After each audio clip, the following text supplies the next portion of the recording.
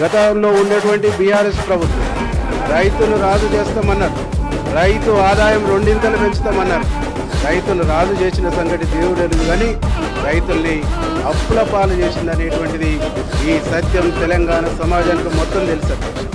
వాళ్ళు 5,000 ఇచ్చి రైతుకి ఏదో అద్భుతాలు చేస్తున్నట్టు, రైతుని ఏదో రాజు చేస్తున్నట్టు ఒట్టి గబ్బా కొట్టుకురు తప్ప రైతుకు జరిగింది, రైతుకు వనగూరింది, రైతుకు మేలు జరిగింది మాత్రం శూన్యం, శుద్ధ తప్పు అనేటువంటి బీఆర్ఎస్ పాలనలో ఈరోజు చాలా సంస్కరణలు తీసుకొచ్చినట్టు, చాలా మార్పులు తీసుకొచ్చినట్టు, చాలా అద్భుతాలు చేసినట్టు ఒట్టి గబ్బాలు కొట్టింది తప్ప చేసినటువంటి అద్భుతాలు శూన్యం అనేటువంటిది మీ ద్వారా నేను గుర్తు చేయదలుచుకున్నాను.